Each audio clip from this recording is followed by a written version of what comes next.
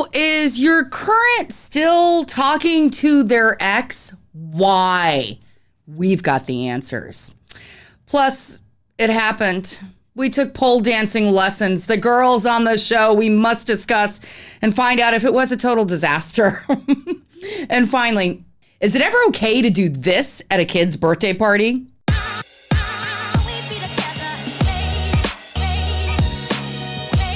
Welcome to Imperfect by Design. This is a podcast that is designed for everyone that realizes life is not about those filters. Life is not about perfection. It's about embracing life's imperfection. I'm KT Harris, a DC media personality, joined today by the one and only Milinda Jefferson. Hey, I'm the coastie with the mostie. And on the line right now, another iHeartMedia personality, Danielle. Hi there, Danielle. Hi, KT. Glass of wine in hand and ready. Exactly. That's how we do it at Imperfect by Design. All right. So after watching the JLO movie, by the way, props to JLO because her and Shakira doing the Super Bowl halftime show. Yes. Woo! Every guy is going to be watching it. All right. So JLO, the Hustlers movie, it kind of inspired all of us, both Milinda, me, you, and even my good friend Big G's girlfriend got in on the action for a pole dancing class. So I have to ask. Yes. I'll start with you, Danielle. What did you think of your first ever pole dancing class? I think it was enlightening. It was definitely an empowering workout. That's the first thing I think. It was just way more than I thought it was. It was strenuous, you know? Oh, absolutely. I was sweating and I was just sitting there going, it's got a lot of yoga involved, believe it or not. I mean, I was so happy that I saw some yoga moves. I'm like, oh, I know this. I was like, yeah, I know this, but I can't do it. But you did do it. Well, the fact is, during the pole dancing lesson, they actually got us to do a headstand on the pole upside down. And both you and Milinda were sitting there just like, bam, you guys just got it. I mean, like you were like pros. Like you guys, I felt like I should have been throwing dollar bills at you at that point. It was so funny. I was sitting there complaining, and I looked to my right, and Melinda's already upside down. I'm like, what? And then when she does it, you're like, oh, no, I got to do it, too. All right, so Milinda, what was your experience with the pole dancing fitness class? First of all, big props to our teacher. She was just so kind and, like, really patient with us because we were all virgins on this pole. Like, I felt that the reason why I was wondering if you guys were going to laugh about that. I mean, I think the reason why I think I was able to get like the little headstand quickly is, you know, I hadn't done gymnastics since I was like in the 7th grade. So it was just kind of like muscle memorization. And I know that I've been looking for a workout plan, and I feel like this is the way to do it because even the warm-ups was like, you know, get your heart racing, and it was just a lot of fun, and major props to anybody trying to do this pole thing. It's harder than it looks. A lot harder. I mean, like, if you watch Jennifer Lopez in Hustlers, I mean, she's like, wow. You watch her and you're just in awe. Yeah, but she was training for, you know, at least 4 or 5 months, and now you know why. Like, yeah, oh no, I totally get it. And my lessons and my takeaway. She's amazing in Just the Trailer. Oh, yeah. No, she is absolutely amazing. My takeaway on it, though, was that I have learned I'm rhythmically challenged. Oh. Oh, no. You did great. I can't twerk. You did it. I can't twerk to save my life. You know what will help? You know what will help? What? We're going to go buy some clear shoes. Oh, I thought you said our next thing is gonna be twerking. I'm like, well, I'm all about that. Twerk. Honey, we're gonna buy clear shoes. Clear high heel shoes? That's what you're talking about. The clear stilettos. Clear high heel shoes. I will be walking like a drunk baby deer if you put me in heels. That's pretty much what I do. All right, so that brings us to every week we like to designate somebody as our hero of the week. And the pole dancing classes, very, very enlightening. I did learn, like I said, I learned I'm rhythmically challenged and I can't twerk, but I also learned that it's about embracing a new experience. And it's also about embracing a little bit of that sensuality that you have, everybody has, and you're just kind of like, it kind of evokes it a little bit, and it was a lot of fun. And I think a lot of people get scared because they're intimidated by it. I know that I was like, oh, ain't no way I'm going to get on that pole. But do you remember when she turned the lights down and then everybody went into sex mode? That is the truth, which is why our pole dancing instructor, Ladia, is our hero of the week, and this is why. So on that note, our podcast is imperfect by design. Mm-hmm. So basically that means embracing that life isn't the perfection that everyone says. We all post on social media. Life is real. We make mistakes. We fall. It's about embracing that. Absolutely. And that's what this class has done. So what would you say to somebody who's always thought about it, but they've just been terrified? So there is nothing that you can do that, well, I can't tell you like, so go home, when you can do 20 push-ups in a row, then come see me. No, this is the kind of thing that you have to do in order to learn. So if you're worried about basically not fitting in, or you're worried about like people might judging you, or you're not as good as other people, we all look like just the sad little performer in the corner that you want to tip with pennies. When we start out, like, everybody has to start somewhere. There are very few people who start doing this and they take to it like a fish to water. And I mean a very, very small minority. And of course, when you see something on Instagram or you see something that goes viral, the people that you see doing that, they have worked years and they have dedicated hours to get where they are. And so you gotta just try it. The pole community is one of the most welcoming communities ever. We will cheer with every accomplishment, every small move, every big move. We will be there just cheering you on because your journey is your journey. Amen. Can I just say thank you so much? You have been awesome. And I have to say this, if I can do this with absolutely no rhythm whatsoever, you got to try it. You got to try it at least once. This has been amazing and so much fun. Absolutely. And it's a workout too. Make no mistake, this ain't all fun and games. This is sweat workout. No, my calluses tell you otherwise. It's when people are like, oh, this is so sexy. Well, my calluses are not exactly the sexiest thing. That's okay, girl. The calluses are imperfect by design. Absolutely.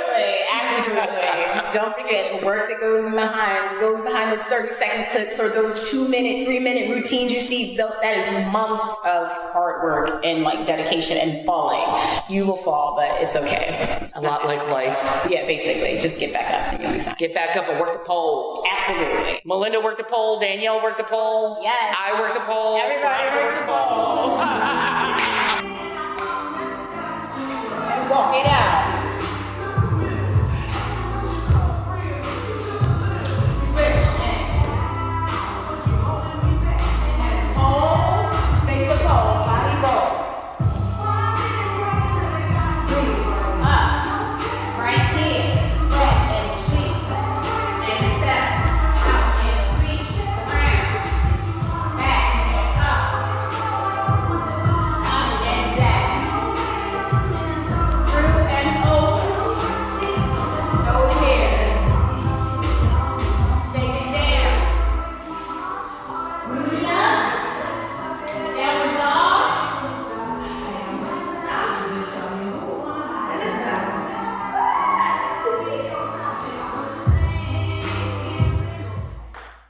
Okay, so Danielle, you shared a quick story with me, and I thought it was really interesting about a woman in Brooklyn that sent out invitations for her kid's party. And she requested, instead of bringing a toy, just bring a $5 bill instead. And that way, little Johnny can pick out exactly what toy he really wants. And so the question was, is this tasteless or is this acceptable? And So I'm kind of curious. You're currently a mom. You've got 2 young ones. What's your opinion on that? Yeah. I think that it's somewhere in the middle. It depends if you're old school. Like, some people don't know how you could tactfully, possibly put that on an invitation. Hey, by the way, no presents, please. But if you are so inclined, here's an exact dollar amount. You know, like, how do you put that on an invitation? But at the same time, I mean, people are, you know, stressed for time and they don't know what your kid likes. Maybe it's a great idea. Listen, I would have done that when my son was a kid. Seriously, because I would be like, oh, that's mommy's wine fund. I'm going to need it after the kid's birthday party. I don't know, Milinda, what's your take on it? Well, you know, as you guys might know, I'm an auntie of twins, and I know that throughout their birthdays, my sister would always go through all these planning of having it, like, for example, like party like a rock star or party like a pop princess, because she has one boy and one girl, and Spy Kids. Well, this time around, they just had a birthday last weekend and they just wanted to stay at home. So I know that the $5 would definitely, you know, work in handy. You know, everyone likes money. Well, yeah, it depends on the age range, you know? Well, kids' parties are expensive. Yeah. And then having to go try and figure out what little Johnny wants, I think the dollar bills are great. That doesn't sound quite right. The dollar bills are great for Johnny. You know, that reminds me, I did have, when my son was younger, I had a party with him at Chuck E. Cheese, and I had one of the most embarrassing things ever happen to me at this party. What? Yes. I was a single mom at the time, and Chuck E. Cheese, the kids are having a good time. I'm, of course, stressed out because I'm the mom. And I have my purse on the chair, and my purse got knocked down. And out of my purse, I can't believe I'm actually admitting this, but out of my purse rolls out a pair of panties. I was a single mom at the time. And of course, girl, it better be some clean panties. I got Why did you have underwear in your bag? It's a long story, but I was a single mom. But I'm going to say this. I did get some judgmental looks, but that's okay. The kids had a good time. And that's, at the end of the day, what's important, as long as the kids have a good time. Well, Danielle, thank you so much for joining us today and for sharing the pole dancing experience with us. And also, it was awesome. I had so much fun. Yay. Thanks, girl. Thanks for joining us, and we shall talk to you next time. Just a quick mention that October is Breast Cancer Awareness Month. And Milinda, thank you very much for reminding me that it was. Next time we have to wear pink on the podcast. Yes. My mom is a breast cancer survivor, and can I just say that it's never easy to go through, but I learned a very important lesson during her whole journey with breast cancer, and that was prior to her being diagnosed, I, working in radio, got asked to MC a fashion show, and my ex at the time was like, why are you doing this? Why are you giving up your time? I'm like, well, it's for the American Cancer Society, and I've got nothing else to do. We can go to the mall, and I can MC the fashion show. And he was just like, I don't understand why. So we ended up doing it, and these breast cancer survivors were modeling wonderful clothes, and I was just touched by it, but I did not realize that exactly 1 month later that my mom would be diagnosed. Wow. And the American Cancer Society helped her to and from chemo treatments, helped her when she lost her hair. So kudos and thank you very much to the American Cancer Society. But also just a reminder to our ladies that are with us to get your boobies checked, because it's all about saving the tatas. Exactly.